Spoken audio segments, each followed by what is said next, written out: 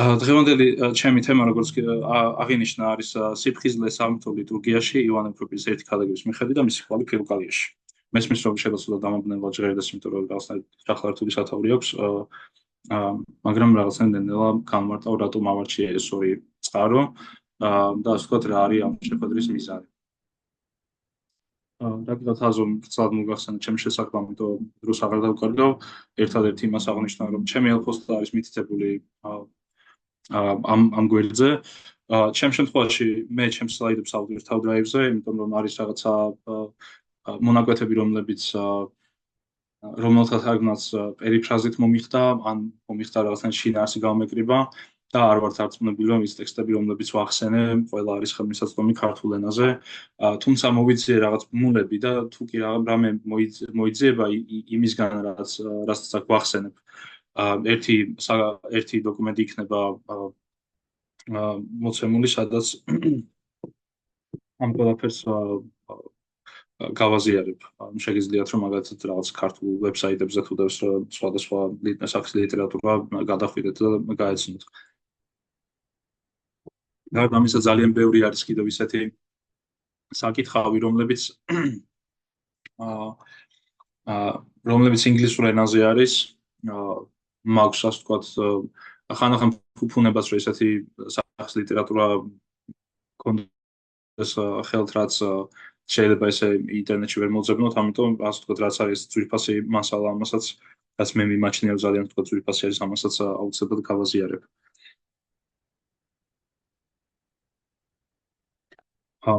ასე ვთქვათ, უფრო მარტივიანით რომ ავხსნათ დღევანდელი ჩვენი სესიის კითხვები, ხო რა საკითხებს განვიხილავთ დღეს.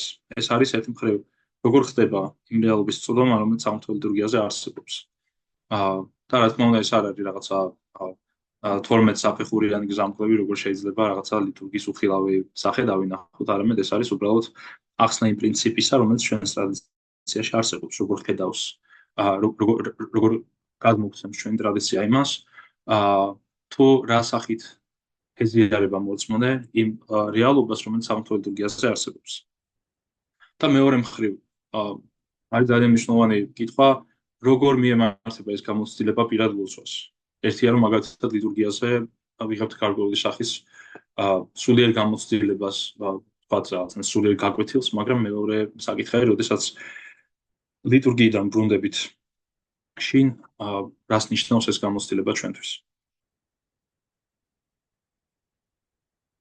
პირველ რიგში მიმაჩნია, რომ უნდა მოკლედ მოგიყვეს ამ საკითხის რაღაცნაირად მოკლე ისტორია, როგორ რატომ დავინტერესდი ამ კონკრეტული თემით.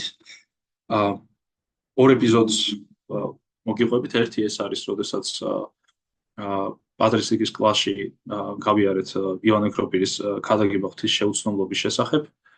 და ამ ქადაგებაში ფაქტობრივად ივანე ფროპირი პირდაპირ ინსტრუქციას აძლევს მოწმეებს, იფხიზლონ იმისთვის, რომ ასე ვთქვათ, იფხიზლონ და იფიქრონ იმ რეალობაზე, რომელიც სამთო ლიტურგიაზე არსებობს. და რა თქმა უნდა, ახსენებს ანგელოზებს და ასე შემდეგ. ეს ძალიან საინტერესოა, იმიტომ რომ ეს საკითხი თვითონ სიფხიზლე ასკეტურ ტრადიციაში ძალიან მნიშვნელოვანი ტერმინი არის. სიფხიზლე ან გვიძარება, სხვადასხვანაირად შეიძლება ვთარგმნოთ, ბერძნულად ეს არის ნიფსის და ინგლისურში როგორც წესი თარგმნიან როგორც watchfulness and sobriety, რაც კიდევ ერთხელ ნიშნავს ძალიან ვთქვათ კონკრეტული გააგება აქვს ამ სახის სიფხიზლეს, არ არის ეს მხოლოდ ყურადღების მიქცევა. და რა კიდე ეს ტერმინი არის ძალიან კარგად ნაცნობი ასკეტურ ტრადიციაში. ასევე ძალიან დამაინტერესა, როგორ შეიძლება დავინახოთ ერთი მხრივ მაგალითად წმინდა ნიკოდიმოსის მიერ შეკრებილი ეს ასკეტური ტექსტები, ხო, სადაც ყოველთვის პირად ლოცვაზე არის საუბარი და სიფხიზლე ჩანს ყოველთვის პირადი ლოცვის კონტექსტში. და მეორე მხრივ ივანე ფროპი, რომელიც ლიტურგიასაც ახსენებს იგივე ტერმინს. და მეორე მხრივ არ მიმაჩნია, რომ შეიძლება შემთხვევითი იყოს ამ ტერმინის გამოყენება, რადგან მას აქვს ერთ-ერთი ცენტრალური როლი ჩვენი ასკეტიკის გააზრებაში.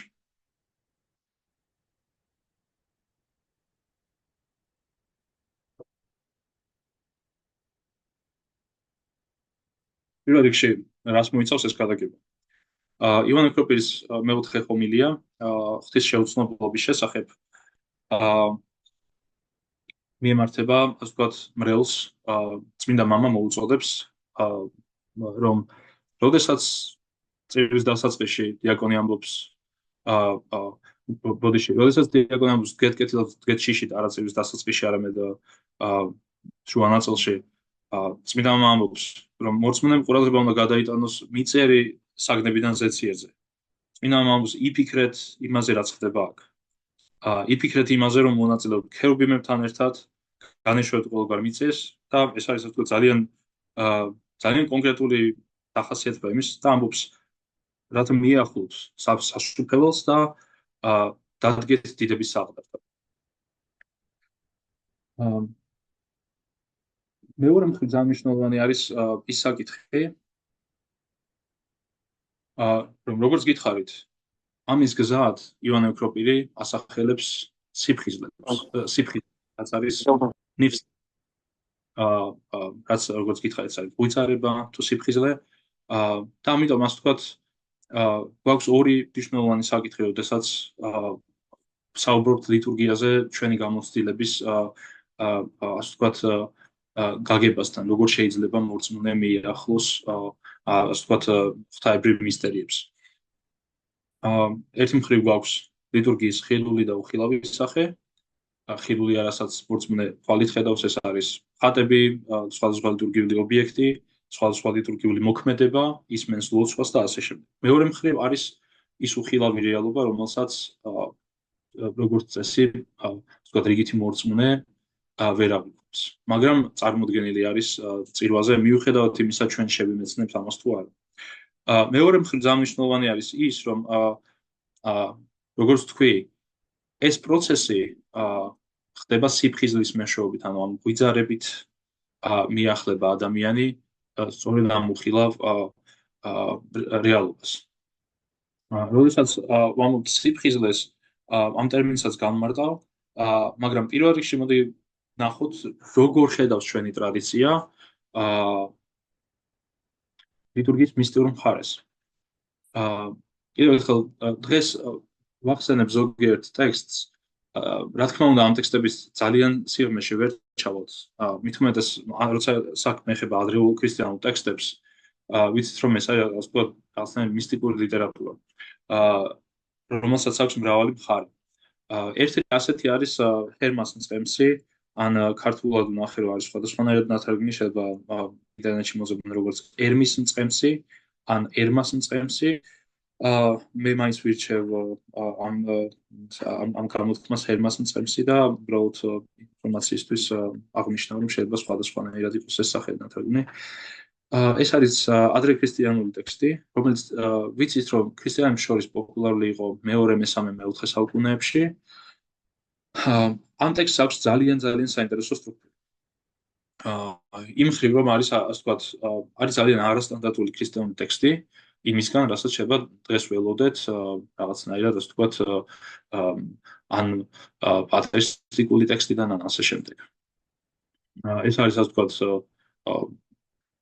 აშკარად ჩანს, რომ ეს არის რაღაცნაირად ფიქცია, რომელიც ასევე შეიცავს რაღაცნაირ პედაგოგიურ დანიშნულებას და მეორე მხრივ აქვს ასე ვთქვათ მისტიური გააზრება, რაც ლევრებს შორის არის ასე ვთქვათ თანხმობა იმის შესახებ, რომ ამ ტექსტში გადმოცემული არის ადრეული იუდაური ასკეტური მისტიური ტრადიციები და ასევე ადრეული ქრისტიანული ასკეტური ტრადიციები, რომელიც იუდაურ ძირებზე დგას. როგორც გითხარით, ამ ტექსტში ბევრ რაღაცას დღეს ვერ შევეხებით. შეგიძლიათ გაიცნოთ, მაგრამ ასევე გიჩვენებთ, რომ თუ კი ამ ტექსტის შესახებ არ გაგიგიათ, კარგი იქნება თუ მონახავთ რაიმე კარგ სტატიას, რომელიც საუბრობს ამ ტექსტის შინაარსზე. თუ ინგლისურ ენასთან წვდომა გაქვთ, შეგიძლიათ ელფოსტაზე მომწეროთ და მეც გაგიზიარებთ. არ ვფიქრობ, რომ ჰერმას მწყემსზე სტატიებს გავაზიარებთ Google Drive-ზე, რადგან ასე ვთქვათ, ძალიან დეტალურად ამ საკითხს არ ვეხებით. ჰერმას მწყემსში მოცემული არის ორი სხვადასხვა ელემენტი. ერთი არის ასე ვთქვათ, გამოწვევა და გამოცხადება, როგორც პროცესი, ანუ ის ადამიანი, რომელიც ასე ვთქვათ, თავარი მოქმედი პირი ამ მოთხრობაში განიცდის რაღაცა სახის გამოწვევას ღვთაებრივი გამოცხადებისგან, ან შეიძლება ეს იყოს სხვადასხვა ადამიანის გამოცხადება, რომელსაც იცნობს თავის რეალურ ცხოვრებაში, ასე რომ მოქმედება ამ ნარატივში ხდება რაღაცნაირად მიღმიერ სივრცეში, რომელიც გამოცხადების ნაწილი არის, რაღაცა სიზმრისეული რეალობა ჩანს. და ერთი მხრივ ყველა გამოცხადება ან უმეტესი მათგანი მაინც იწყება იმით, რომ ეს მწყემსი არის ან დადანაშაულებული, ან პროვოცირებული და ხანდახან ან უმეტეს შემთხვევაში ვიტყოდი, რომ ეს დადანაშაულება სიმართლეს არ შეესაბამება. აი მაგალითად ერთ-ერთი მაგალითი არის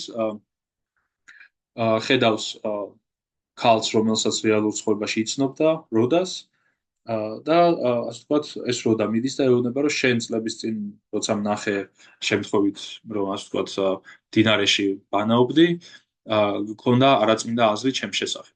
და მწყემსი იწყებს ფიქრს, რომ ეს არ შეესაბამება სიმართლეს, იწყებს რაღაცნაირად საკუთარ თავის ჩაღრმავებას. და როგორც კი ეს პროცესი ხდება, ამის შემდეგ ხდება ეს ხალი და ჩნდება ეს რაღაცნაირი ღვთაებრივი გამოცხადება, რაღაცნაირად ძალიან არასტანდარტული უცნაური აქტორი არის, ასე ვთქვათ, გამოცხადება ღვთაებრიობას წარმოადგენს, არის ასე ვთქვათ, ქალის ფიგურა და ამ საკითხს არ შევეხებ, მაგრამ ძალიან საინტერესო ის არის, რომ უცბად ეს ასე ვთქვათ, ღვთაებრივი გამოცხადების შედეგად წემსი იგებს იმას, რომ არ არის მეტი გაბრაზებული მასზე, იმიტომ რომ არაწმინდა აზრი ქონდა. და ღვთაებრივი ასე ვთქვათ, ეს ღვთაებრივი ფიგურაც უდასტურებს, რომ კი, შენ ნამდვილად არ ქონია არაწმინდა აზრი. და მეორე მხრივ უკვე ხდება გამოცხადება, ანუ ეს პირველი ნაწილი, როდესაც დადანაშაულება ხდება ამ ადამიანის, არის გამოწვევის ფაზა და შემდეგ უკვე როდესაც ხდება გამოცხადება, ანუ განცხადება, ამ დროს უკვე ეს ღვთაებრივი ფიგურა ეუბნება, რომ სინამდვილეში ღმერთი შენზე გაბრაზებულია იმიტომ, რომ შენი შვილები ასე ვთქვათ გაუსჯულობდნენ, რაღაცა დაივიწყეს ღმერთის სამართალი და ასე შემდეგ. და ვხედავთ, რომ ასე ვთქვათ, არის რაღაცნაირი ცრუ ბრალდება თავიდან, რაც რეალურად ამ პერსონაჟის, ამ წემსის პროვოცირებას ცდილობს, იმისთვის რომ მისი სულიერი მდგომარეობა რაღაცა კონკრეტულ, იმისთვის რომ ეს ადამიანი რაღაცა კონკრეტულ სულიერ მდგომარეობას ჩააგდოს და მხოლოდ ამის შემდეგ ხდება იმის განცხადება, რაც ღმერთს უნდა რომ ასე ვთქვათ გააგებინოს ამ ადამიანს. ეს პრინციპი არის ძალიან საინტერესო, იმიტომ რომ ეს პრინციპი რაღაც ძალიან ახლოს დგას იმასთან, რასაც წმინდა მამები სიფხიზლეს უწოდებენ.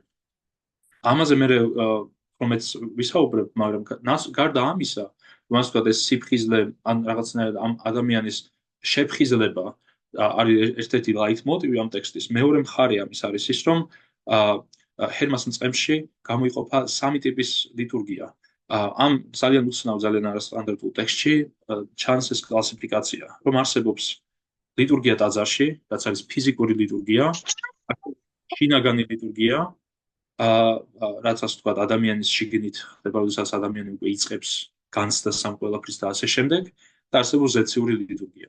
და ეს სამი რა თქმა უნდა იერარქიულად შესაბამისად იყოფა. ლიტურგია ტაძარში ეს არის ყველაზე უფრო გარეგანი მხარე, შინაგანი ლიტურგია არის, როდესაც უკვე ჩვენ ვიწყებთ რაღაცნაირად ყურადღების მიქცევას, როდესაც ჩვენში რაღაცა პროცესი ხდება ამის შედეგად და ასე შემდეგ, და ზეციური ლიტურგია არის, როდესაც უკვე მაგალითად საღვთო განცხადება ხდება ლიტურგიისას იმ რეალობისა, რაც იქ არსებობს. მეორე მხრივ ძალიან მნიშვნელოვანია ერთი მხრივ ის რომ ერთი მხრივ მნიშვნელოვანია ის ფაქტორი, რომ ჰერმას მწყემსი არის ადრექრისტიანული თხზულება და მეორე მხრივ ეს არის ერთადერთი ტექსტი, რომელიც ამ სამგვარ ლიტურგიაზე საუბრობს. მეორე ტექსტი, რაც მინდა ვახსენო, ეს არის საფეხურთა წიგნი.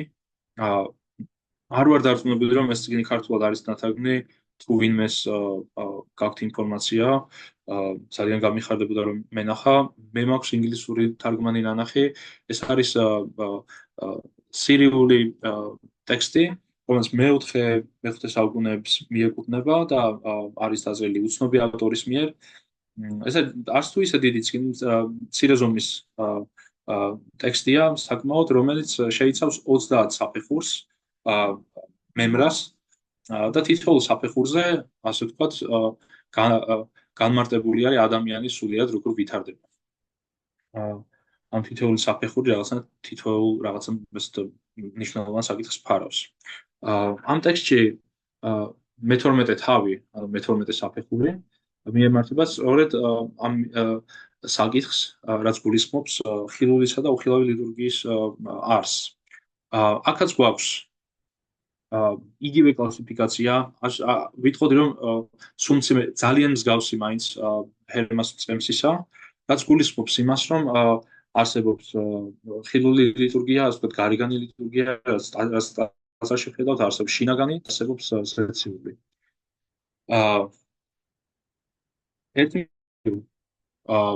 ეს წიგნი განსწავლის მორწმუნეს, რომ ღვთისმსახურების ხილული ფორმა მიგვიწვის რაღაცნაირად გვეხმარება იმისთვის, რომ უხილავისკენ რაღაცნაირად წვდომა გქონდეს, ანუ რაღაცნაირად ასახავს იმას, რასაც წარმოადგენს უხილავი ეკლესია.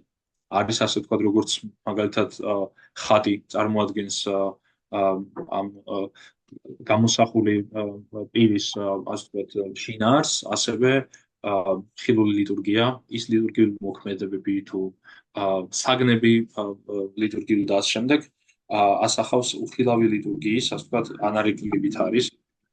მეორე მხრივ, ტექსტი ამბობს, რომ ეკლესიის მხოლოდ ხილულ ფორმაზე კონცენტრირება არის სულიერი გამოუცდელობის, უმწიფარობის ნიშანი. როგორ შეგვიძლია ეს გავიგოთ როგორც მორწმუნეებმა, ნიშნავს იმას, რომ როდესაც მივდივართ ლიტურგიაზე, მორწმუნე ადამიანმა არ უნდა იფიქროს, რომ იქ ხდება მხოლოდ ის, რასაც ეს ადამიანი ხედავს. არამედ უნდა გქონდეს, ასე ვთქვათ, შეგნება იმისა, შინაგანი გააზრება, რომ იქ არსებობს უფრო მეტი, ვიდრე იმ წუთას ჩვენ ამას აღვიქვათ.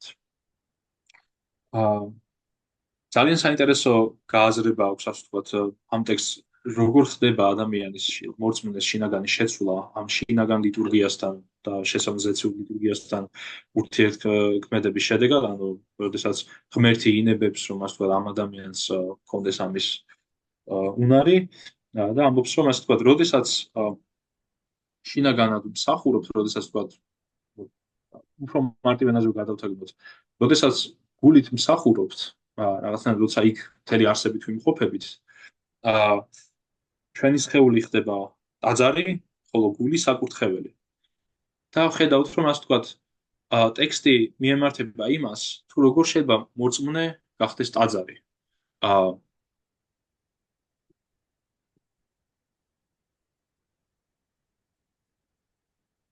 მეორე მხარე არის, ასე ვთქვათ, როგორ შეიძლება ეს ყველაფერი უფრო კონკრეტულად დავინახოთ. ასე ვთქვათ, ჰერმას მწყემსში ჩვენ ნახეთ, რომ არსებობს, ასე ვთქვათ, პრინციპი, რომლის მეშვეობითაც ადამიანი იღებს ადამიანს შეუძლია ადამიანი უნარს ან პოტენციას ატარებს იმისას, რომ ასე ვთქვათ, ღმერთმა რაღაც განუცხადოს. პირველ რიგში ყველგან აქვე დავაზუსტებ იმისთვის, რაღაც გაუგებრობა არ იყოს იმასთან დაკავშირებით, რადგან საუბრობ. ყველა შემთხვევაში სიფხიზლე, შინაგან ლიტურგიაზე, ლიტურგია და ასე შემდეგ, ეს მოიცავს, როგორც აგიხსენით, ადამიანის შინაგან მზაობას, რაც მაგალითად ჰერმას მწყემსის შემთხვევაში არის რაღაცნაირად პროვოცირება ამ ადამიანის, რაღაცნაირად შეფხიზლება ამ ადამიანის. ადამიანს შეუძლია მხოლოდ მორწმუნეს შეუძლია მხოლოდ მზად იყოს ამისთვის. მეორე მხრივ ჩანს ის, რომ ასე ვთქვათ, როდესაც ეს ხდება, როდესაც რაღაცა სახის გამოცხადება ხდება, ეს არ არის, ასე ვთქვათ, ჩვენ მიერ წარმართული პროცესი, არამედ ეს არის ერთგვარი საჩუქარი თუ რაღაცნაირად ნაწილი იმისა, რომ ღმერთმა ინება ადამიანზე ამის განცხადება. მეორე მხრივ ძალიან საინტერესოა ეს სხვადასხვა შრე ამ ლიტურგიის, ანუ ხილული მხარე, თქვათ შინაგანი მხარე, უხილავი მხარე და ასე შემდეგ, რა მიმართებაშია ერთმანეთთან. როგორ თან არსებობს მაგალითად ლიტურგიის ხილული მხარე, უხილავთან. და ამისთვის ძალიან კარგი ტექსტი არის ფსევდო გრიგოლ ნაზიანცელის ეს სათაური არის ჩემი ნათარგმნი, რადგან არ ვიცი შეიძლება სადმე ბიბლიოთეკაში დევს, მაგრამ ონლაინ ვერ მოძებნა ეს ტექსტი, ამიტომ ასე ვთქვათ, თარგმნი როგორც სახელმწიფო ლიტურგიის განცხადება, სხვანაირად შეება ეს ტერმინი ახსნათ როგორც გამჟღავნება და არის ეს თქვა ხელნაწერი მიეწერება გრიგოლ ნაზიანზელს, თუმცა მკვლევრებს შორის არის თანხმობა იმის შესახებ, რომ ეს არის ფსევდო გრიგოლ ნაზიანზელი და ავტორი, ასე ვთქვათ, რომელი გადმოგვცემს თავის გამოცდილებას, როდესაც, ასე ვთქვათ, მიემადლა ლიტურგიის უხილავი შრის ნახვის საშუალება. ერთი მხრივ ხედავთ, რომ ასე ვთქვათ, ლიტურგიის უხილავი მხარე ამ ტექსტის მიხედვით თანაარსებობს უხილავთან ერთად. ხილული არსებობს უხილავთან ერთად. ასე ვთქვათ, პრობელი გადმოგცემს, რომ ღვთისმსახურების დაწყებისას, როდესაც დიაკონი შეუდგა დიდი კვერექსის წარმოთქმას, თხრობელს ესმის ანგელოზის ხმა, რომელიც მორწმუნეებს მიმართავს და ამბობს: განიხარეთ ყოველმა და გქონდეთ ღვთის შიში. აქაც მნიშვნელოვანია, რომ ასე ვთქვათ, თხრობელს, რომელიც განიცდის ამ ხილვას, ისევ ესმის ის ლიტურგია, რაც ფიზიკურად აღესრულება, თუმცა, ასე ვთქვათ, ამასთან დამატებით ესმის ის ფრაზები, რომლებსაც ანგელოზი ამბობს. და არა მარტო ფრაზები, არამედ ლიტურგიული მოქმედებები, რომლებიც ხილულია მისთვის, მაგრამ უხილავია დანარჩენებისთვის. მეორე მხრივ, ასე ვთქვათ, შემდეგ ლიტურგია, როდესაც ასე ვთქვათ, გაგრძელდა, მთხრობელი გადმოგცემს, რომ მცირე შესვლისას წირვაზე, როდესაც მღვდელი და დიაკონი სახარებით შედიან საკურთხეველში, იხილა ანგელოზი, რომელიც მღვდელს შეუწყვა საკურთხეველში. და ამის შემდეგ უკვე ახსენებს, რომ მამაუჩვენოს შემდეგ, როდესაც ტარიგი ნაწილდება,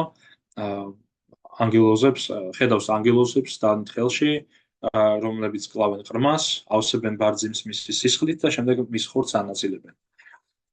საინტერესო ის არის, რომ ამ პასაჟში ჩანს, რომ ასე ვთქვათ, ეს ხილული პური ისევ იქ არის და მეორე მხრივ, ასე ვთქვათ, დამატებითი შრე არის, რომელიც რაღაცნაირად გვაჩვენებს, რომ ეს რეალურად არის ქრისტეს სისხლი და ხორცი, მაგრამ არა ფიზიკური სახით, არამედ სულიერი მისტიური გაგებით.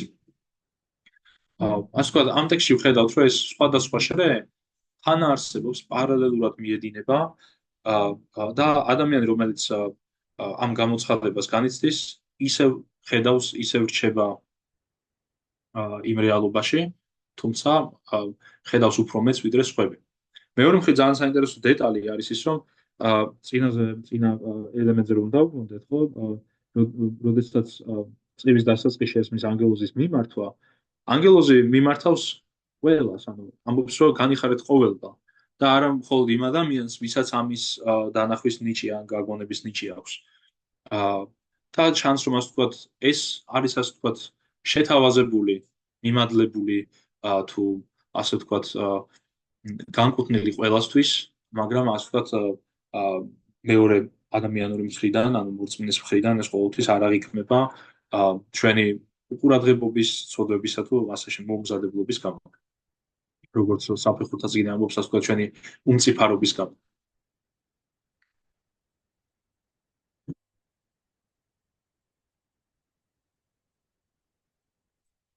როგორც გითხარით, ერთი მხრივ რაღაცნაირად დავინახეთ, რომ ადრეული ქრისტიანული ტრადიცია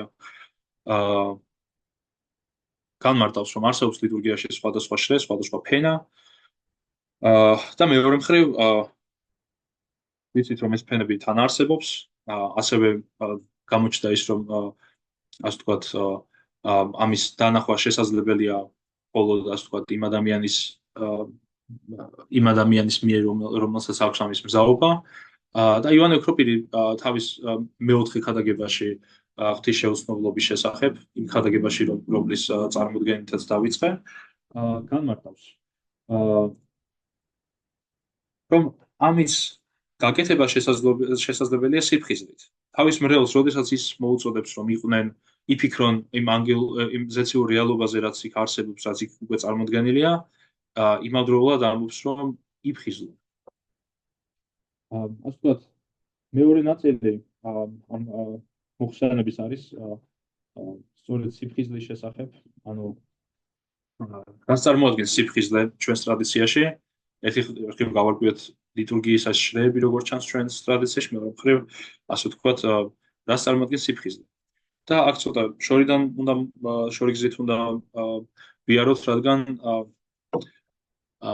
ჩვენს ასკეტურ ტრადიციაში, მართლმადიდებლურ ასკეტურ ტრადიციაში სიფხიზლეს აქვს ერთ-ერთი ცენტრალური როლი. და ასე ვთქვათ, როდესაც სიფხიზლეზე როგორც ტერმინზე ვლაპარაკობთ, ასე ვთქვათ, საჭიროა რომ ვახსენოთ წმინდა ნიკოდიმოს მთაწმინდელი, ალბათ ბევრი თქვენგანს გაგიგიათ, თუ არ გაგიგიათ, ეს იყო მე-19 საუკუნის დასაწყისის მოღვაწე, რომელიც იყო კოლივადების მოძრაობის წევრი. ამ მოძრაობაზეც ავტორთა მაქვს ძალიან რამდენიმე საინტერესო სტატია იმის შესახებ, თუ რას გულისხმობდა ეს მოძრაობა და ასე შემდეგ, მაგრამ ახლა მოგეთ რომ გითხრათ, წმინდა ნიკოდიმოსმა მე-18 საუკუნეში თავის თანამოაზრეებთან ერთად, რომელთაც კოლივადებს ეძახდნენ, გადაწყვიტა რომ ასე ვთქვათ, დაპირისპირებოდა ამოიძიება საეკლესიო პრაქტიკიდან ის ასე ვთქვათ, ჩვეულებები თუ ის რიტუალები თუ ის ელემენტები, რომლებიც არ არის ორგანულად მართლმადიდებლური ტრადიციის ნაწილი. მე გირჩევთ, რომ წაიგითხოთ წმინდა ნიკოდიმოსის ბიოგრაფიაც, სხვა მომის ბიოგრაფიაც, იყვნენ ასე ვთქვათ, დევნის ქვეშ ათონზეც იყო რაღაცა ასე ვთქვათ, ნახევრად მიწის ქვეშა მოძრაობა, იმიტომ რომ ასე ვთქვათ, ცდილობდნენ რომ ეს ტექსტები გამოიცათ და ასევე მოემზადებინათ ის გამოცემები, რომლებიც მორწმუნესთან მიიტანდა ამ საკითხებს. და ასე ვთქვათ, ერთ-ერთი მიზანი წმინდა ნიკოდიმოსის იყო ის, რომ საევროთათვის ხელმისაწვდომი გაეხადა ასკეტური გამოცდილება. ერთ-ერთი მნიშვნელოვანი ტექსტი არის ფილოკალია, ასევე შეგვიძლია ვთქვათ, როგორც მშვენიერებად მოყარეობა. ქართულში მე მგონი რამდენიმე ვარიანტად არის ნათარგმნი, მე უბრალოდ ფილოკალიას ვახსენებ ხოლმე, როგორც სათაურს. ეს არ არის, ასე ვთქვათ, ის ნაშრომი, რომელიც ბასილი დიდმა და გრიგოლ ღვთისმეტყველმა მოამზადეს და ასე ვთქვათ, ჩვენ ვიცით ძველი ფილოკალია, რომელიც იყო ორიგენეს თხზულებების გამოკრებილი ვარიანტი, წმინდა ბასილი დიდისა და გრიგოლ ღვთისმეტყველის მიერ. ეს არის სხვა წიგნი იმავე სათაურით, ეს არის მე-18 საუკუნის ბევრად უფრო გვიანდელი წიგნი და ეს მოიცავს, ასე ვთქვათ, დაწყებული ძველი მამებიდან, მოდის, ასე ვთქვათ, შედარებით თანამედროვე მამებისკენ, წმინდა ნიკოდიმოსმა, ასე ვთქვათ, შეკრიბა ის ამონარიდები, რომლებიც ისიქასტურ ლოცვას, ასე ვთქვათ, გულის ლოცვას, ან რაღაც მდუმარებას და ასე შემდეგ შეეხება. და ეს, ასე ვთქვათ, თუ კი ამ წიგნს უბრალოდ გადავშლით, ხედავთ, რომ თუ სწორად მახსოვს, ქრონოლოგიური მიმდევრობით არის დალაგებული სხვადასხვა პასაჟები და მაგალითად ბევრი ადამიანისგან გამიგია, რომ უცდიათ ამის წაკითხვა პირდაპირ მიმდევრობით და მიმხდარან, რომ ასე ვთქვათ, უბრალოდ შემთხვევითი ისეთი შეგრძნება ქონდათ, თქო შემთხვევითი მონაკვეთები წაიკითხეს და რაღაცნაირად ერთი სისტემური სახე არ ქონდათ თქო ამ წიგნს. ზოგადად რომ დავახასიათოთ ეს წიგნი, ასე ვთქვათ, არის პირად ლოცვაზე, არის იესოს ლოცვაზე, მაგრამ არა მარტო იესოს ლოცვაზე, არის ვთქვათ, რა არის ჭეშმარიტი ლოცვა და ასე შემდეგ და უმეტესობა ამ ამონარიდებისა შეეხება პირად ლოცვას. შეეხება ისეთ ლოცვას, რომელიც დაცლილია ყოველგვარი წარმოდგენისგან, რომელიც აღსრულებულია მდუმარებაში და ასევე სიფხიზლეში. ეს იგივე ტერმინი ნიფსის არის ერთ-ერთი, როგორც გითხარით, ერთ-ერთი ცენტრალური თემა აი ამ წიგნისა და აი მაგალითად ორი ამონარიდი მაქვს, ორი მაგალითი რომ მოვიყვანო შეზღუდვებიდან გამომდინარე. ერთ-ერთი არის მაგალითად ისიჰიოს სინელი, რომელიც ამბობს რომ სიფხიზლე არის ზაობა იმისთვის, რომ ვიყოთ ღვთაებრიობასთან ზიარებაში ნებისმიერ დროს. ან ეს არის მზაობა იმისთვის, რომ როდესაც ღმერთი ინებებს და ესტუმრება შენს სულს, როგორც სტუმარი სახლს, ასე ვთქვათ, ან ძვირფასი ადამიანი, რომელიც შინ უნდა გეწვიოს, ყოველთვის გაქვს ეს, ასე ვთქვათ, რაღაცნაირად ხატოვანი მაგალითი რომ გამოვიყენოთ, ეს სახლი არის ყოველთვის დალაგებული. ევაგრე პონტოელი ასევე აღნიშნავს, რომ ვინც არის მღვიძარებაში, ის იღებს ნიშს, რომ იცოდეს შეცნობადი საგნების ნამდვილი არსი. ანუ ძალიან საინტერესო ელემენტი არის ეს, რომ ასე თქვა, გვიძარებით, თუ კი ადამიანი არის ყურადღებით საკუთარ თავთან და საკუთარ სულიერ მდგომარეობასთან, მას შეუძლია რომ იცოდეს ფიზიკურ სამყაროში რა არის საგნების ნამდვილი არსი. სხვანაირად რომ ავხსნათ, როგორ შეიძლება ეს განმარტოთ, როგორი არის მაგალითად ბუნება, როგორი არის გარემო, ისეთი როგორიც ღმერთმა შექმნა დასაბამში. მაგალითად, როდესაც ამ ნიჭით აღჭურვილი ადამიანი მოქმედებს ამ სამყაროში ან რაღაცნაირად შეიმეცნებს, შეუძლია განარჩიოს კეთილი ბოროტისგან. და გულისხმობ იმას, რომ მაგალითად რა არის ასე ვთქვათ შემორჩენილი ფიზიკურ სამყაროში, დაცემულ სამყაროში ისეთი, რაც შეიცავს ამ შეუბრალავარს, ან რა არის ასე ვთქვათ ის, რაც დაზიანებულია და ამ შემდეგ. ეს არის ასევე ცალკე ძელი საკითხი, მაგრამ მეორე მხრივ ძალიან მნიშვნელოვანია, რომ ევაგრე პონტოველიც ახსენებს, რომ თუ კი ადამიანი არის მღვიძარე, თუ კი ის მუდმივად იმყოფება ყურადღებით თავის სულიერ მდგომარეობასთან დაკავშირებით, ან თუ კი სხვადასხვა ასე მამების გამოცდილება რომ მოვიშველიოთ, თუ კი ადამიანი აკონტროლებს, არის ყურადღებით, დარაჯობს, იცავს იმას თუ როგორი აზრი, როგორი იმპულსი, როგორი შეგრძნება ჩდება მასში და აკეთებს ამის იდენტიფიცირებას, რომ ეს არის მაგალითად სასტური ბოროტისგან. ან ეს არის ასე ვთქვათ ნებითი ფიქრი თუ შეგრძნება და ასე ვთქვათ ცდილობს რომ ამისგან თავი განაცალკევოს, ხო გაემიჯნოს ამას. ამ შემთხვევაში ადამიანს შეუძლია რომ ასე ვთქვათ აი ეს მიღმიერი არსი დაინახოს.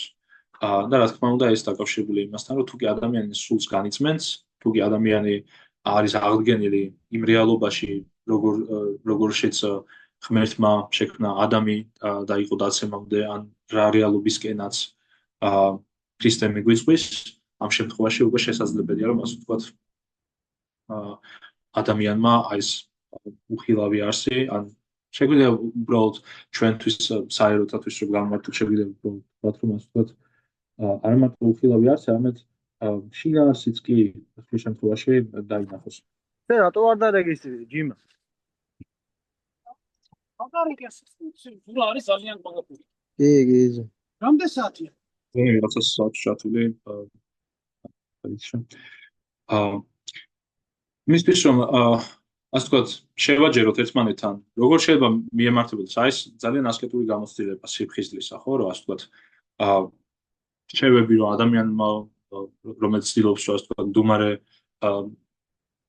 ლოცვა გამოსცადოს, უნდა იყოს მე ოთახში, სადაც არის სიჩუმე, ჩაუღმავდეს თავის თავს და ასე ვთქვათ ილოცოს და იყოს ასევე თავისუფალი იმ ყოველგვარი ფანტაზიისგან, რაც შეიძლება გულისხმობდეს იმას, რომ რაღაცა ფორმა მისცეს ღმერთს და ასე შემდეგ.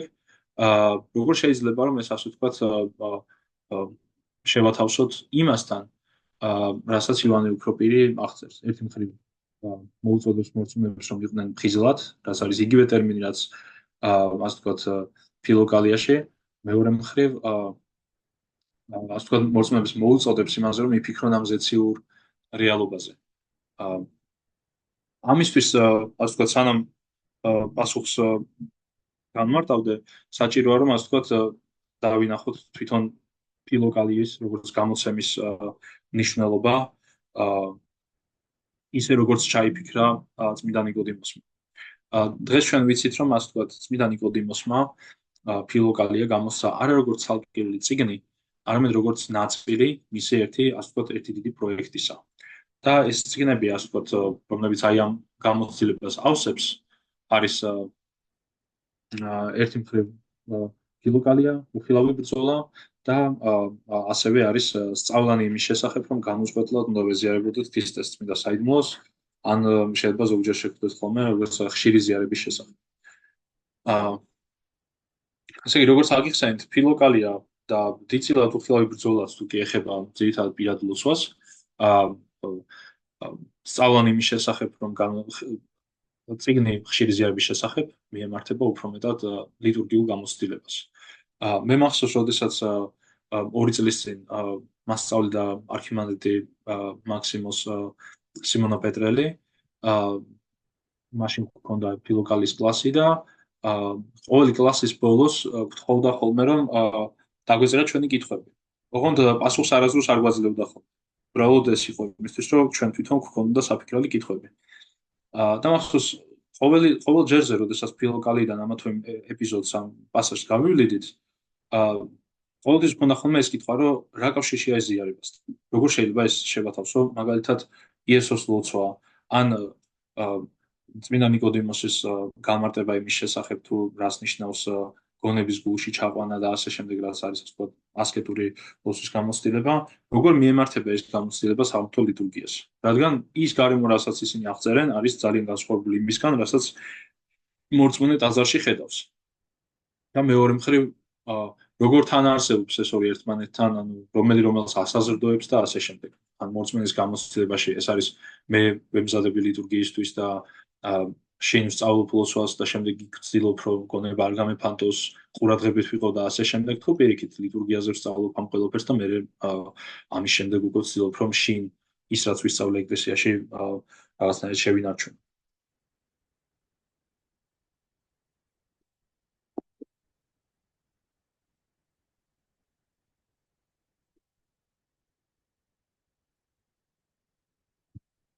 როგორც გითხარით, ფილოკალისგან განსხვავებით, წმინდა ნიკოდიმოსის წიგნი ხშირი ზიარების შესახებ არის უფრო მეტად გამოკრებილი, არის ასე ვთქვათ, მისი ნაზრები და არის ასევე ციტატები სხვადასხვა წმინდა მამიდან. ძალიან ბევრჯერ ახსენებს ივანე უქროპირს, თუ არ ვცდები, მინიმუმ 18-ჯერ მაინც ახსენებს წმინდა ივანე უქროპირს და აქვს ციტატა მოყვანილი ივანე უქროპირის ერთ-ერთი ჰომილიიდან, რომელიც ივანეს სახარების განმარტებას მიემართება. და სანამ აი ამ კითხვებზე პასუხს გავცემდეთ, ხო, რომ მაგალითად რატომ შეიძლება მივიჩნიოთ, რომ სამღვთო ლიტურგიისას ამ ზეციურ რეალობაზე ფიქრი არ არის ფანტაზია და არ არის ასე ვთქვათ ის, რასაც წმინდა მამები გრძალავენ და როგორ შეიძლება დავინახოთ ის, რომ რეალურად ეს გამოცდილება თან არსებობს იმ სიფხიზლესთან, რომელსაც ორივე ივანე უქროპირიც და ასე ვთქვათ ასკეტი მამებიც პირად ლოცვასთან მიმართებაში ამბობენ. ასე ვთქვათ, წმინდა ნიკოდიმოსი ასახელებს წმინდა ივანე უქროპირს და განმარტავს, რომ ეს ასე ვთქვათ ლიტურგიისას მორწმუნე ხდება თანაზიარი უფლისა და ხდება ასე ვთქვათ ეს თანაზიარება ნიშნავს ერთობაში ყოფნას უფალთან, ღმერთთან გაერთიანებას. ეს არის მზე ქალაშანიძის თარგმანი, გამიხარდა რომ ძველ ქართულად არის და თუ არსები ექვთიმე ათონელის თარგმანი არის და ამის ნულსაც გაგიზიარებთ სლაიდთან ერთად თუ გენდობათ რომ მაგალითად სრული ჰომილია წაიკითხოთ. ესე იგი წმინდა ნიკოდიმოსი ციტირებს ივანე უქროპირს, რომელიც ამბობს: ამისთვისა ქრისტემან ქნა ეს ერაითა უმეტესად სიყვარულად მისცა მომიყვანეს ჩვენ და თვისიცა სიყვარული გვიჩვენოს, რომელი აქვს ჩვენ და მომართ და არახილვადოდენ მისა ღირს უმყოფს ჩვენ, არამედ შეხებადცა და ჭამად მისა და ცოხნად კბილთა ჩვენთა უხრწნელსა ხორცსა მისა და შეერთებად მისდა და აღსრულებად სურვილისა მის ჩვენისა. ანუ პირველი ნაწილი ამ ციტატის ამბობს იმას, რომ უფალი, რომელიც არის მოწყალე, რომელსაც მივყავართ ჩვენ მისი სიყვარულისკენ, რომელიც მიგვიწვის სიყვარულისკენ, ღირსყოფს არა მარტო იმას, რომ ვიხილოთ ეს ძღვენი, რომელიც შეიწირება და გარდაისახება სამღვთო ლიტურგიაზე, თუნდაც მის ფიზიკური სახით, არამედ ღირსყოფს იმას, რომ ასე ვთქვათ, შევჭამოთ, მივიღოთ და ამ მოქმედების შედეგად ვიყოთ ერთნი ქრისტესთან. და მეორე ნაწილი არის უკვე ძალიან საინტერესო პასაჟი, რომელიც ფაქტობრივად ცხადყოფს თუ რა მიმართება არის პირად ლოცვასა და ლიტურგიას შორის. და მე აგრძელებს ივანე უქროპირი და ამბობს: აწუყვეს მანო ესრეთ წარვიდოდით ტაბლისა მისგან იგულისხმება ამ ტრაპეზისგან ზიარების შემდეგ ვითარცა ლომნი, რომელთაც წვივინ ცეცხლი, ესეც საშინელ ვიყნეთ ეშმაკისა და ანგელოზთა მისთა. ანუ ივანე ოქროპირი ამბობს, რომ ის ცეცხლი, რომელიც მიღებული აქვს მორწმუნეს, რა თქმა უნდა, ძალიან ხატოვნად განმარტავს იქიდან გამომდინარეობს რაღაცნაირად მრევლისთვის არის განკუთვნილი. ის ამბობს, რომ როგორც ლომი, ასე ვთქვათ, ძლიერი უნდა წავიდეთ ეკლესიიდან და შესწავლდეს, ასე ვთქვათ, ეს ცეცხლი, რომელიც მივიღეთ ზიარების მეშვეობით, უნდა წავიდეს, ასე ვთქვათ, აშინებდეს ეშმაკებს და მის ანგელოზებს. ანუ შეგვიძლია ვთქვათ, რომ ასე ვთქვათ, საცდურებისგან, ცოდვისგან ვიყოთ თავისუფალი. და მეორე მხრივ, აქ ძალიან საინტერესოა, რომ ჩანს, რომ ამ ცეცხლის, ასე ვთქვათ, კერა არის ტაძარში, ეს არის ზიარების შედეგად. და მხოლოდ აქედან იღებს დასაბამს, სწორედ ეს რეალობა, როდესაც მორწმუნე ერთი მხრივ ერთდება ქრისტესთან, ქრისტეს ერთობაში ყოფობს და მეორე მხრივ როდესაც ტოვებს ტაძარს, ის რეალობა, რაც ამ მსახურებისას განიცადა, მიყვება შინ.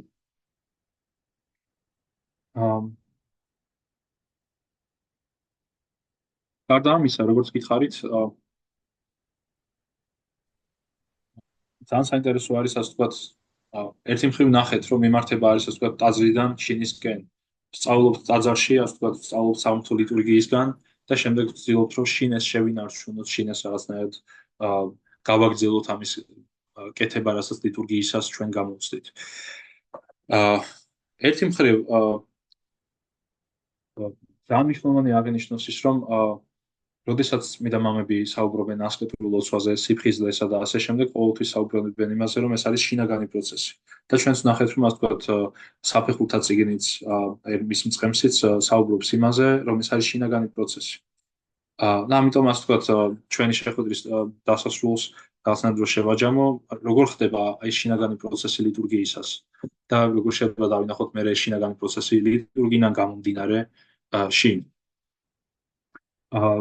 ერთი მხრივ შეიძლება და აღვიქვათ, რომ ასე ვთქვათ, ლიტურგია არის ძალიან გარეგანი მსახურება, ხო, იმიტომ რომ ასე ვთქვათ, ვიყენებთ სხვადასხვა ლიტურგიულ ობიექტს, ეს არის რაღაც საცეცხლური, გვესმის გალობა, არის სხვადასხვა ხატი, რომელიც სხვადასხვა ფერშია შესრულებული და ასე შემდეგ. ანუ მორწმუნე რეალურად, როდესაც იმყოფება ტაძარში, მისი ყურადღება გადატანილია იმაზე, რაც მის ირგვლივ ხდება. რაც ძალიან განსხვავდება პირადი ლოცვისგან. რადგან როდესაც პირადად ლოცულობთ, იქ ყოველთვის ასე ვთქვათ, აქცენტი არის იმაზე, რომ გარეგან ჩემს გარშემო რაც ხდება, დავიფიქრო არა იმაზე, არამედ რაც ჩემს შიგნით ხდება.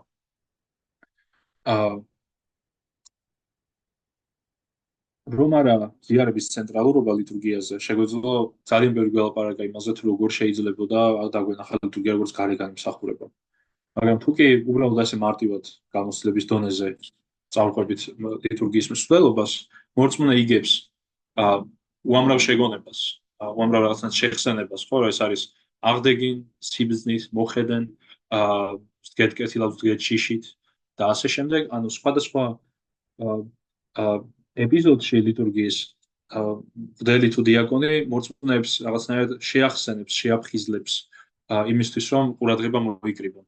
და ეს რა თქმა უნდა ერთი მხრივ გამოგვეც იმას, რომ მნიშვნელოვანი მონაკვეთებია, მაგალითად არის 60 კილოს კითხვა, სახარების კითხვა, იწყება ევქარისტიული კანონი, როდესაც წონის გარდასახვა ხდება და ასე შემდეგ, მაგრამ მეორე მხრივ თვითონ ეს მიმდევრობა გასდევს მთელ წირვას, რაც ნიშნავს იმას, რომ ასე ვთქვათ, მორწმუნე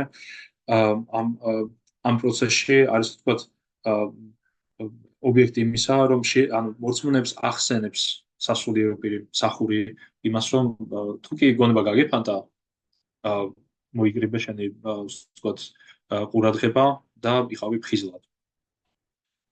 და ამ სიფხიზლისა და ვთქვათ აი ამ გარეგანი მსახურების ასე ვთქვათ კლიმაქსი არის ზიარება, რაც რეალურად ადამიანი ზიარებასთან მიახლება ხდება შინაგანად. ხო, ანუ ეს რაც მორწმუნის გარშემო ხდება მთელი წირვის განმავლობაში, ყველა ეს მსახურება და ასე შემდეგ, ჩანს რომ ამის ცენტრი არის ტრაპეზი და ძღვენი, რომელსაც წირავთ. და შემდეგ ეს ძღვენი შემოდის ადამიანში და სწორედ აი ამ შემოსulis ელემენტით შეგვიძლია დავინახოთ, რომ ეს არის შინაგანი მსახურება.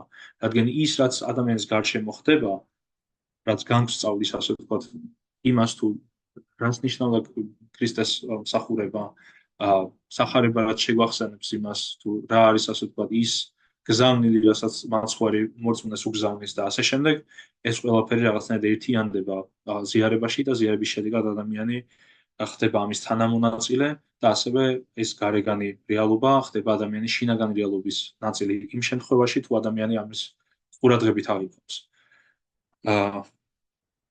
ასე ვთქვათ, ხედავთ, რომ ერთი მხრივ, ასე ვთქვათ, ზიარების ცენტრალურობიდან გამომდინარე ღვთისმსახურება ასე ვთქვათ, მიმართულია იმისკენ, რომ ეს იყოს შინაგანი მსახურება და მეორე მხრივ, როდესაც ადამიანი ამ რეალობასთან ზიარების ღირსი გახდება, თუნდაც კიდევ ერთხელ ფიზიკურ დონეზე, როდესაც ჩვენ საერონი ჩემ თავზე მაქვს ამ შემთხვევაში კონკრეტულად ლაპარაკი, ვინც მხოლოდ ამის ფიზიკურ მხარეს ვხედავთ და შეიძლება რაღაც დონეზე ვიცოდეთ შინაარსობრივი მხარე, თუნდაც იმაზე ფიქრით, თუ რას წარმოადგენს ეს, თუ რამდენად დიდი საიდუმლოება არის, ვართ უფრო ფრთხილად, ვართ ფხიზლად და ამის შედეგად ჩვენ რაღაცნაირად ვიმედოვნებთ, რომ როდესაც ტაძარს დავტოვებთ, ეს რეალობა ჩვენთან ერთად წარმოანვის, როდესაც მორწმუნე იღებს ზიარებას, ზიარებული ქრისტესთან ერთობით ტოვებს ტაძარს და როგორც ასე ვთქვათ, საფეხბურთო წიგნი გვასწავლის, თვითონ ხდება